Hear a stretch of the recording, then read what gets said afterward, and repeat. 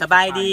ข้าพเจ้าจันทร์ศรีมะวงศ์ใสเพจเมืองลาวขายดีนะเมื่อนี้ได้ลงมาบ้านผาเมืองแข่งบริคำไซนะเมื่อนี้ได้มาหาเกี่ยวกับสาวเกษตรกรของเขานะเมื่อนี้เพิ่นมาไซเฟื่อตัวพัดไซกับเกี่ยวกับนาข้าวนะเพิ่นบอกว่านาข้าวเพิ่นเฮ็ดมาหลายปีแต่ข้าวก็อย่าบ่งามนะบ่งามปานใดและข้าวจะบุญมีเม็ดตึงเนาะแต่มื้อนี้ได้มาเบิ่งแล้วว่าเข้าวันนี้นี่เม็ดงามเต็มดีนะแต่วันนี้เราจะมาฟังเสียงตัวปากจากสาวเกษตรกรตัวจริงเลยนะสบายดี เจ้าสบายดี อยากให้พ่อแนะนำชื่อนะ สบายดีเนาะมื้อนี้ข้าพเจ้าก็มีความภาคภูมิใจที่มีทางบริษัทเนาะลามิตาที่ได้มาเบิ่งผลที่ว่าคุณภาพของเฟตโตฟัสเนาะที่ว่าได้เอามาใช้อยู่ในนาข้าวของข้าพเจ้าเนาะในครั้งปีนี้วะเนาะแต่ว่าผ่านมาข้าพเจ้าก็บอกเคยได้ยินว่าเฟตโตฟัสห่อน้อยๆอย่างนี้เนาะข้าพเจ้าก็บอกเสื้อว่าจะมีคุณภาพนำไส้นาได้2 เฮกตาร์เนาะ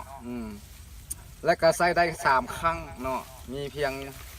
ห่อเดียวน้อยๆเท่านี้เนาะข้าพเจ้าก็บอกเคยใส่เรื่องปุ๋ยและก็บอกเคยใส่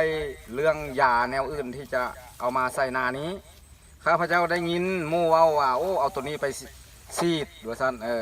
และได้รับผลข้าพเจ้าก็ตัดสินใจเพราะว่าราคามันก็บ่แพงเพียงแต่150,000หรือว่า200,000เท่านั้นเนาะและนำใส่นาได้2 เฮกตาร์ต่อ1 ปีนี่ก็ข้าพเจ้าก็สละให้ทางบริษัทเพื่อนนี้มาซีดให้เองให้เลยว่าซั่นซะเบื้องต้นที่ว่ามาซีดนี้เนาะข้าพเจ้าก็บ่ทันเสื้อได้ว่ามันสิเป็นไปในใดเนาะ ประมาณ3 วันข้าพเจ้าก็มาจอบเบิ้งตามที่เพื่อนแนะนำเนาะเบื้องต้นมันก็มีสีดำๆเนาะเขียวๆงามๆแต่บอนยาทึกเนาะพอฮอด5 มือ 6 มือเลยมันใหญ่กันไปบอนดำขึ้นเป็นคุณฮอดอาทิตย์นึงเลยถือว่ามันกระดำแล้วมันก็งามล้วนไปเบิดทงเลยจังสันเมื่อข้าพเจ้าได้มาเห็นอย่างนี้ข้าพเจ้าก็มีความภาคภูมิใจแล้วมือนี้เพิ่นจังว่าโอ้เห็นหน้าเฮางามเพิ่นจังค่อยได้ว่ามากวดกาแล้วมาเยี่ยมยามเบิ่งตัวจริงอันนี้เนาะเพื่อว่าอยากให้ฮู้ตัวจริงว่ามันแม่นแท้บ่ก็คือนั่นนี่แหละนาเนาะก็คือเขาเห็นน้ำกันนี่แหละผ่านมานี่ก็บ่เคยงามและก็บ่เคยสูงอย่างนี้เพราะว่านาของข้าพเจ้าก็เป็นนาที่ว่าอยากขาดน้ำเนาะ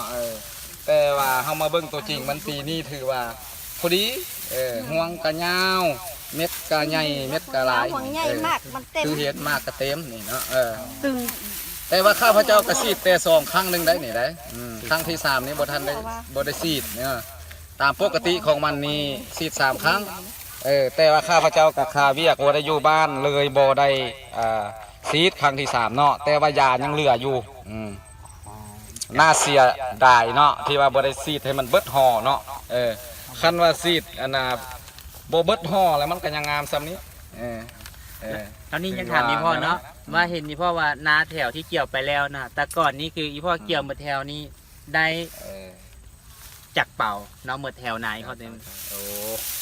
แถวนี้ปกติผ่านมาเฮาแถวนึงนี่เนาะเฮาเคยเก็บเกี่ยวได้อยู่นา50 เป๋าก็จนฮอดพุ่นแหละเที่ยงนั้นเนาะแต่ว่าเดี๋ยวนี้เฮาบ่ได้เกี่ยวเบิดยังอยู่ประมาณมง3-4 ให้